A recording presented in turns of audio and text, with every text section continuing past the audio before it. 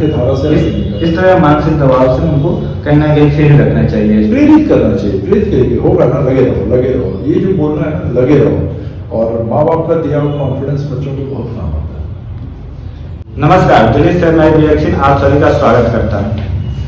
हमारे साथ सोशियोलॉजी के IAS अभ्यर्थियों को पढ़ाने वाले सर धर्मेंद्र सर जुड़ चुके हैं, जो काफ़ी सारे अभ्यर्थियों को IAS का पढ़ाकर और अच्छे जगहों पे सफलता प्राप्त करवाए हैं। उनसे आज चर्चा करेंगे यूपी RO के पेपर लीक पर और यूपी PCS के जो PT एग्जाम है उसको लेकर। सर आपका बहुत बहुत स्वागत है NSL मीडिया नेटवर्क के प्लेटफॉर्म पे। आपके चैनल पे सभी देखने वालों को बहुत शुभकामनाएं। सर यूपी RO का पेपर लीक हुआ है और अभी सामने यूपी PCS का एग्जाम है, तो अभ्यर्थियों के मन में हमेशा एक शंका बना हुआ है, ऐसे कहीं यूपी PCS का भी पेपर लीक ना हो। इस पर आपका कोई प्रतिक्रिया रहे? सरकार जब भी इस तरह के पेपर लीक होते हैं तो वो सरकार के शाख का मामला होता है, क्रेडिबिलिटी का। तो ऑब्वियसली वैसे मैं इतना निराशावादी नहीं हूँ और मैं चाहता हूँ कि छात्र भी 17 मार्च को होने वाले प्रीलिम्स पे कंसंट्रेट करें। होगा या नहीं होगा, मुझे भी लगता है कि सरकार एक गलती से सीखती है और कोशिश कर रही होगी कि बहुत फुल प्रूफ ये सारे सिस्टम को क्रिएट करे। लेकिन ये मान के कि ये भी हो ही जाएगा, आप अपनी तैयारी में ढील ना बरतें, क्योंकि जो आपके हाथ में है वो है कठिन परिश्रम करना, सकारात्मक रहना और प्रयास करना। बाकी मेरे समझ से पीछे जो हुआ है वो एक बहुत बड़ी गलती है सरकार की तरफ से या जो भी इसमें एजेंसियां शामिल हैं। लेकिन अभ्यर्थियों को सकारात्मक रहने की जरूरत है, तब जबकि एग्जाम बहुत नजदीक है। कमीशन पे अभ्यर्थियों पे विश्वास पाना बहुत मुश्किल हो रही है, क्योंकि उसके पहले यूपी पुलिस का जो वैकेंसी है उसका लीक हुआ और यूपी RO का हुआ, तो कहीं ना कहीं ये एक मंथ के अंदर में ये दोनों पेपर लीक होना अभ्यर्थियों के लिए चिंताजनक बात है। निश्चित तौर पे पूरे साल कई साल के बाद वैकेंसी आती है।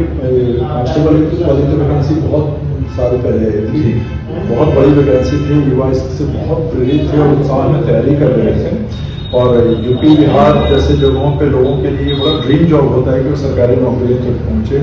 तो सरकार का भी उत्तरदायित्व है कि संवेदनशील हो, पारदर्शी और प्रभावी हो।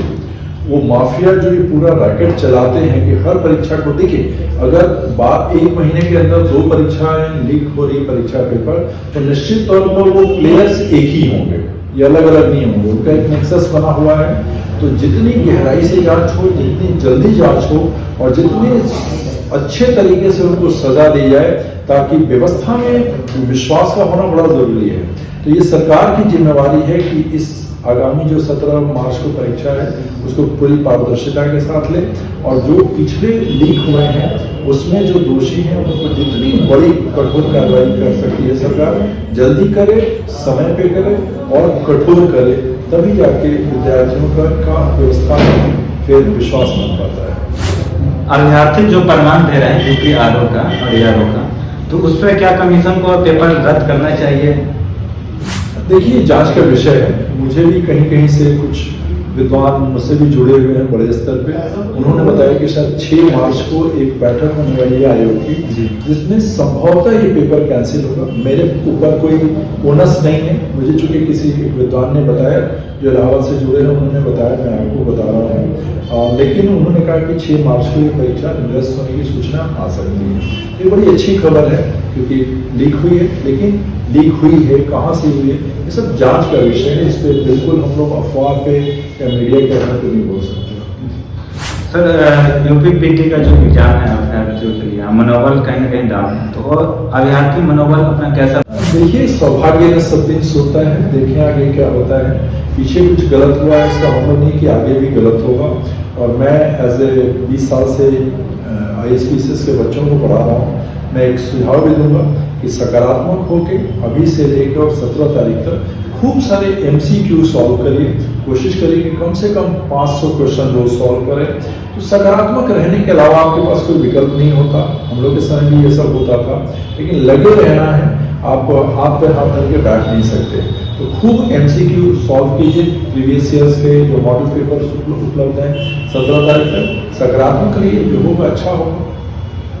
सर जैसे आप बहुत सारे स्टूडेंट को पढ़ाए हैं और कहीं ना कहीं आपके अभ्यर्थी लोग अच्छे अच्छे जगह पे हैं, कमीशन के आसपास भी होंगे, तो उन लोगों को क्या सुझाव देना चाहेंगे जिससे ये पेपर लीक ना हो? देखिए क्या है कि एक रैकेट होता है, वो हर परीक्षा के अंदर एक घुसे हुए ये गेहूं की तरह नहीं, खून की तरह है। इसकी बहुत गहराई से जांच होती है, क्योंकि एक जगह पहले तो कुछ लोग क्वेश्चन को डिसाइड करते हैं, वो 5, 7, 8, 10 लोग होते हैं। उसके बाद वो क्वेश्चन कहीं टाइप होता है, फिर वो क्वेश्चन कहीं प्रिंट होता है, प्रिंट से वो आयोग में आता है, आयोग से विभिन्न जगहों पर जाता है। तो एक्चुअली वो पेपर इतनी जगह से इतनी जगह ट्रैवल करता है कि कहाँ वो लीक होती है। लीक का मतलब होता है कहीं एक जगह से वो निकल रहा है।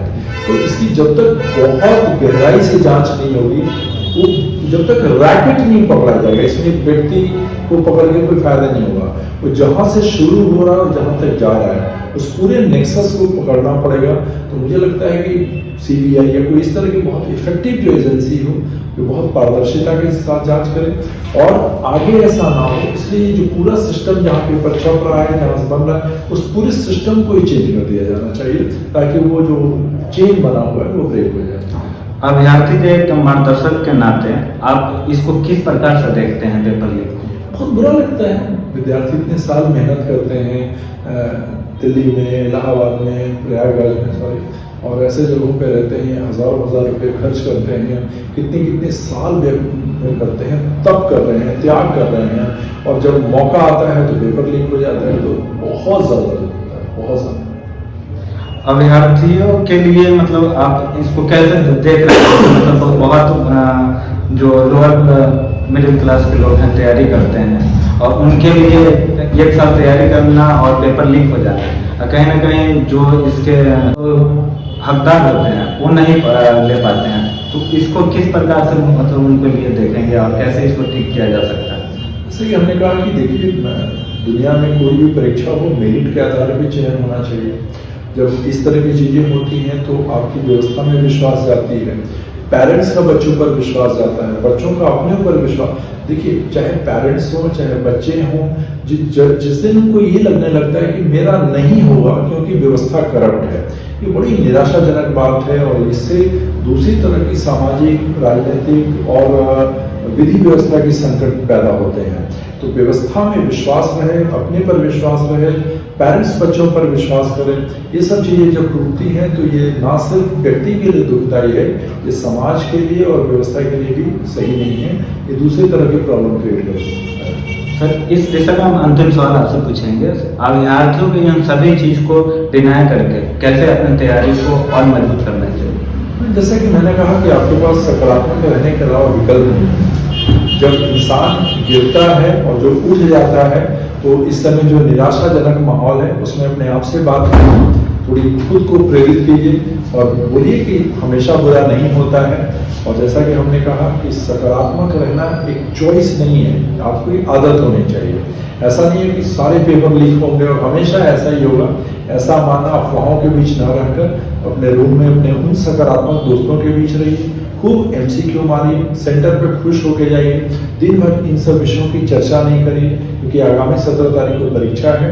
सरकार अपना काम कर रही है, एजेंसियां अपना काम कर रही हैं। जैसे सब अपने अपना काम कर रहे हैं, वैसे ही आप भी केवल अपना काम करें, और वो है कि केवल अर्जुन की तरह मछली की आंख जो है वो 17 तारीख की परीक्षा, उस पर कंसंट्रेट। सर एक क्वेश्चन और ऐड करूँगा, जो ग्रामीण पृष्ठभूमि के पेरेंट्स होते हैं, माता पिता, वो हमेशा चिंता में पड़े हैं, हमारे बच्चे तैयारी कर रहे हैं, पेपर लीक के कारण वो नहीं ले पा रहे हैं, तो वो कहीं ना कहीं इससे आहत हो रहे हैं और अपने बच्चों को बोल रहे हैं कि अब आ जाओ, तो उनके लिए आप कुछ कहना चाहेंगे? उन पेरेंट्स से भी यही कहूँगा कि आके क्या करेगा, कम से कम वो अपना कर्म लेकर एक जगह तैयारी कर रहा है जिसमें उसकी कोई गलती नहीं है।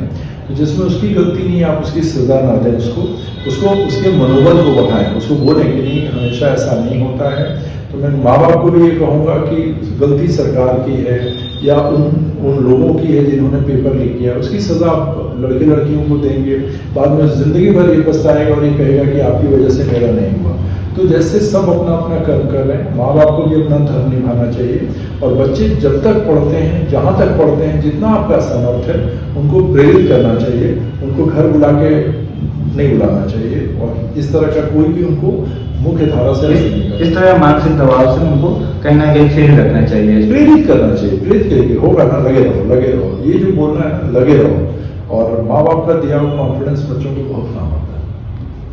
यह दिन हमारे साथ यूपी आरओ और यारो के बात करने के लिए समाज शास्त्र के सर धर्मेंद्र सर थे, जिन्होंने परीक्षा से रिलेटेड जो आपके लिए फायदेमंद हो वो चीज़ें बताया और कमीशन को किस प्रकार से अपने व्यवस्था को मजबूत करना चाहिए जिससे पेपर लीक ना हो, उन सारे बातों पे खुल के बात रखी। और ऐसे ही अपडेट के लिए आप हमारे चैनल से जुड़े और आगे भी सर से बात करेंगे और भी एग्जाम को लेकर। तब तक के लिए धन्यवाद।